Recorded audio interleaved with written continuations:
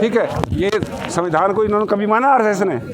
जब 26 जनवरी 1950 को संविधान लागू हुआ था तो 4 दिन बाद इनका ऑर्गेनाइजर में लिखा था कि संविधान किसी काम का नहीं है, हमारा संविधान तो मनुस्मृति है।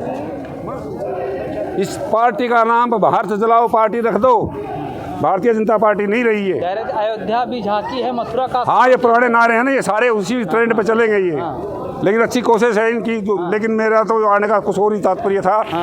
मेरा तात्पर्य ये था, राहुल गांधी तक कुछ बात भेजनी थी मुझे। ये एक्ट लागू नहीं किया, कांग्रेस की सरकार रही वहाँ हुड्डा की तरह दिन। राहुल को मैंने 2 चिट्ठी देनी थी। जमीन अलॉट है, इंदिरा गांधी ने की थी 77 में, आज तक कब्जा नहीं मिला। मैं 16 साल से लड़ रहा हूँ इसके लिए।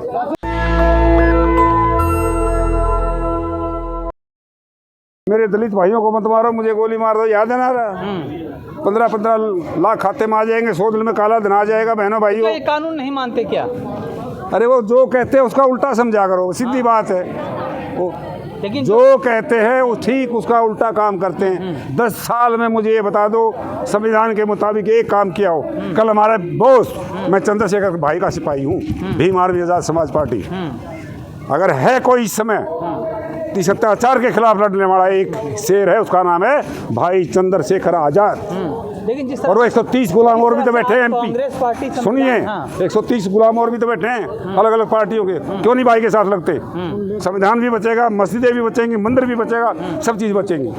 जिस तरह से संविधान रक्षक दिवस आज कांग्रेस मना रही है, हाँ, अच्छी कोशिश है। लेकिन जिस तरह से अगर इसी बात को देखा जाए तो जब बाबरी मस्जिद का विध्वंस हुआ उसके बाद से लगातार मामले शुरू हुआ। ये कांग्रेस के शासन में तो हुआ। एक सेकंड जरा ध्यान से सुनना। वो पिटीशन लगाने वाले कौन हैं? बाप बेटा जैन बंधु हैं। वो अल्पसंख्यक में आते हैं, माइनॉरिटी में आते हैं, उन्हीं को ज़्यादा चिंता होती है। और जो है ना, अब के चीफ जस्टिस को 100 तोपों की सलामी दे रहा हूँ मैं। सुनिए आज फैसला क्या आया है। ये जो 42वें संशोधन में इंदिरा गांधी ने 2 वर्ड जोड़े थे सन 76 में संविधान की प्रस्तावना में, इसके ऊपर भी एक अश्वनी उपाध्याय उसने पिटीशन दाखिल की थी। लेकिन कल माननीय सुप्रीम कोर्ट ने इतना बढ़िया जजमेंट दिया है कि वो जो है कानून संविधान के मुताबिक है, सराहनीय है, वो कोई गलत काम नहीं है। ठीक है। ये संविधान को इन्होंने कभी माना आरएसएस ने? जब 26 जनवरी 1950 को संविधान लागू हुआ था तो 4 दिन बाद इनका ऑर्गेनाइजर में लिखा था कि संविधान किसी काम का नहीं है, हमारा संविधान तो मनुस्मृति है। मनुस्मृति को बाबा साहब ने, सुनिए, अरे सुनिए, ये कोशिश तो कर रहे हैं लेकिन जनता है इस देश की मालिक, वो नहीं होने देगी। जैसे ही 26 जनवरी को 50 को संविधान लागू हुआ, 4 दिन बाद ऑर्गेनाइजर में आरएसएस के उसमें देखा था कि संविधान किसी काम का नहीं, हमारा संविधान मनुस्मृति है। इनको मनुस्मृति पसंद है, इन्हें गोडसे पसंद है, इन्हें सावरकर पसंद है, इन्हें संविधान में विश्वास कभी रहा ही नहीं। अरे सुनो, अरे सुन लो, इन्होंने आरएसएस के हेडक्वार्टर पर 55 साल तक तिरंगा झंडा नहीं फहराया। ये तिरंगे झंडे के विरोध में है आरएसएस। तो क्या कैसे देख रहे हैं जो संभल में जो घटना हुई है? ये तो स्टार्टिंग है, इनकी कोशिश है। ये हर मस्जिद के नीचे ही शिवलिंग ढूंढेंगे। इस पार्टी का नाम भारत जलाओ पार्टी रख दो, भारतीय जनता पार्टी नहीं रही है। अयोध्या भी झांकी है, मथुरा का। हाँ, ये पुराने नारे हैं ना, ये सारे उसी ट्रेंड पे चलेंगे ये। लेकिन अच्छी कोशिश है इनकी, लेकिन मेरा तो आने का कुछ और ही तात्पर्य था। मेरा तात्पर्य ये था, राहुल गांधी तक कुछ बात भेजनी थी मुझे। ये एक्ट लागू नहीं किया, कांग्रेस की सरकार रही वहाँ हुड्डा की तरह दिन। राहुल को मैंने 2 चिट्ठी देनी थी। जमीन अलॉट है, इंदिरा गांधी ने की थी 77 में, आज तक कब्जा नहीं मिला। मैं 16 साल से लड़ रहा हूँ इसके लिए, इस बात के लिए आया था मैं, लेकिन वहाँ भी कागज नहीं पहुँचने दे रहे। ठीक है, आप क्या कहना चाहेंगे? आज संविधान दिवस है, संविधान चंद्रशेखर जी के सिपाही। बिल्कुल, हमें देखिए।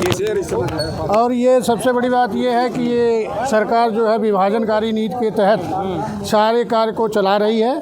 और दूसरी चीज़ ये है, झूठी सरकार है। इनके जितने भी कार्य हुए कभी पूरे नहीं हुए। न 10 लाख रुपए किसी के खाते में आए हैं, न किसी को रोजगार मिला है। संविधान के तहत में किसी भी काम को बताइए कहीं इन्होंने पूरा किया हो। ये जैसी अपनी मनमर्जी होती है वैसे चला रहे हैं सरकार को। और जो है न संविधान को मानने वाले लोग हैं, न ये लोग संविधान को तो मानने वाले लोग हैं, कहते हैं हम तो संविधान। ये झूठा राष्ट्रवाद है, ये झूठा राष्ट्रवाद। देशभक्त लोग हैं, देशभक्ति का झूठा एक जो है दिखाया जाता है ढोंग। और बाकी जो है सरकार तो भाई सारे चीज़ देख लीजिए, कोई काम न कभी पूरा हो रहा है न कभी, खाली धर्म के नाम पे। चुनाव तो जीत रहे हैं, आपने देखा ना, चुनाव तो धर्म के आड़ में ये लोग अपना धर्म के नाम में विभाजन करके लोगों को बहका करके, जनता भी जो है हमारी जो है बहुत हमारी जो है भारत की जनता जो है इतनी भावुक है कि उसी बहकावे में आ भी जाती है और जो है संविधान को मतलब मोदी जी को धर्म के नाम पर वोट मिल रहा है, ये मान रहे हैं? धर्म के नाम पे विभाजन हो रहा है। हाँ, क्या कहेंगे? ईवीएम के नाम पर मिल रहा है। हाँ? वोट तो सही मायने में ईवीएम के नाम पर मिल रहा है। ईवीएम में मिल रहा है, धन तो नहीं मिल रहा। जिन लोगों को गांव में देहात में घुसने नहीं दिया जाता, उन लोगों को वोट मिल कहाँ से रहा है, तो आपकी सोचने की बात है ना। जिन लोगों को गांव में घुसने नहीं दिया जाता, उस गांव में उनको वोट कैसे मिल रहा है, आप बताइए। उन्होंने ऐसा कौन सा काम किया है जिसकी वजह से उनको वोट मिले? आपको एक काम तो बताइए ना उनका। अरे काम तो हुआ है। रिक्रूटमेंट वो नहीं कर रहे हैं, भर्तियाँ वो नहीं कर रहे हैं, महंगाई आसमान छू रही है, वो कर क्या रहे हैं जिसकी वजह से उनको वोट मिल रहा है? कोई एक काम तो गिनवाइए ना। मोदी पर भरोसा है जनता को, इसलिए वोट किस चीज़ का? अरे कोई वो काम पर भरोसा होता है ना, या हिंदू मुसलमान करने पर थोड़ी भरोसा होता है, काम पे कोई एक काम तो बताइए ना। और ये जनता का कह रहे देश बचाने की बारी है। देश बचेगा कैसे? हाँ। देश बचेगा कैसे? ऐसे बचेगा, आग लगाओ। हाँ। जगह जगह ये तो देश तोड़ने की बात है। कहाँ आपने देखा? अभी क्या हुआ संभल में? हाँ। उससे पहले दूसरे उसमें अरे यूपी में मस्जिद से मंदिर को आजाद करा रहे थे, कह रहे मंदिर है, हर मंदिर है। इस देश में सबको अधिकार है, ये देश सबका है, अकेले मोदी जी का देश नहीं है, ये सबका देश है। इस देश की आज़ादी में सबका योगदान है, सबने बराबर का योगदान दिया है। ये फर्जी राष्ट्रवादी हैं, ये उस समय छुपे हुए थे, ये तो माफ़ी मांग रहे थे, ये तो अंग्रेजों की गुलामी कर रहे थे ये लोग। तो सर्वे तो हो जाने देना चाहिए था, सर्वे होना तब सर्वे हो जाता। अरे जब 1947 का जो एक्ट है वो ये कहता है, 91 में जो आया था वो ये कहता है कि जो उससे पहले का जो यथास्थिति बनाए रखना है, फिर क्यों उसकी अवहेलना कर रहे हैं? कहाँ संविधान को मान रहे हैं ये? तो संविधान को नहीं माना जा रहा है, कहाँ माना जा रहा है? कानून को नहीं मान रही है, कहाँ मान रहे हैं? ये मान रहे होते तो उसको अभी आज ऑर्डर होता है, फटाफट वहाँ पर सर्वे के लिए पहुँच जाता है। ऐसे होता है क्या? बाकी और देखिए ना कितने मुकदमे चल रहे हैं, उन पर फटाफट होता है क्या जैसे अब हुआ रहा? ऐसे होता है क्या?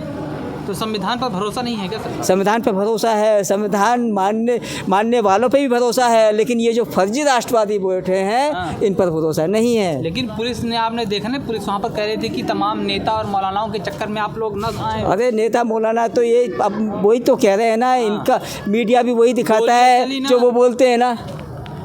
5 लोगों की हत्या हो गई वहाँ पर। हत्या की है, बिल्कुल की गई है। पूछे ना, कोई कराए ना इंक्वायरी। आपको लगता है हत्या है? हत्या ही है, बिल्कुल हत्या ही है भाई। गोली से जिसका मर्डर किया हुआ है तो वो हत्या ही है। अरे शांति बनाने की कोशिश कर रही थी पुलिस वहाँ। अरे तो हवा में गोलियां चल सकती थी, शांति बनाने के बहुत सारे तरह। पर यार एक चीज़ बताइए, जब आपको पता है कि इतने लोग होंगे, आपको पहले से अरेंजमेंट करना चाहिए था ना। तो माहौल क्या उनको पता? ये लोग बिगाड़ते हैं माहौल, जिससे एक चीज़ बताइए, माहौल बिगाड़ने से किसको फ़ायदा होता है? किसे फ़ायदा होगा? आप बताइए ना, किसको फ़ायदा था? उन्हीं लोगों को फ़ायदा होता है जो फर्जी राष्ट्रवाद की बात करते हैं, जिनसे सेंटिमेंट्स को भड़काते हैं, जिनको वोट लेना होता है वही बात करते हैं। अगर कहीं मंदिर है तो उस मंदिर की जांच हो जानी चाहिए, मस्जिद की जांच। कितना करोगे यार? कर तो लो ना, कितना करोगे भाई? कानून तो ये कहता है, जो 47 का जो कानून है वो ये कहता है, 91 में जो आया था कि जो 47 से ये था स्थिति थी उसको एज इट इज बना के रखना है, सिर्फ इसको छोड़ के। क्योंकि ये काफ़ी दिनों से बाबरी मस्जिद का बहुत दिनों से चल रहा था। कोर्ट से बढ़कर पार्लियामेंट हो चुका है क्या, मान लिया जाए? क्या पार्लियामेंट, संसद सुप्रीम कोर्ट से बढ़कर है? या सुप्रीम कोर्ट के कई डिसीजन ऐसे हैं जो लगता नहीं कि भाई ये डिसीजन सही हुआ। कई ऐसे तो पार्लियामेंट पर बदल देती है। नहीं पार्लियामेंट। यस, अब देखिए दिल्ली में क्या हो रहा है, दिल्ली में भी तो यही हो रहा है। बाकी स्टेटों में क्या हो रहा है, अब हरियाणा में क्या हो रहा है, हरियाणा में देखिए ना आप, सभी जगह ऐसा ही हो रहा है। जीत रहे हैं मोदी जी, कुछ भी चुनाव जीतना, चुनाव जीतना, ये मतलब यही सब कुछ है क्या? आपको काम तो दिखना चाहिए ना, काम तो दिखे ना। आपको महंगाई कम करिए, आप रिक्रूटमेंट कीजिए, आप जो बेरोजगारी इतनी हो रही है उसको आप कंट्रोल कीजिए, ये चीज़ कीजिए ना। जनता की पसंद है तभी तो वोट मिल रहा है। जनता कैसे पसंद करे? मैं तो वही कह रहा हूँ, वो कोई काम तो बताइए ना जिसकी वजह से पसंद करें। हम लोग भी पसंद करें चलो उनको, लेकिन वो काम तो ऐसा करें।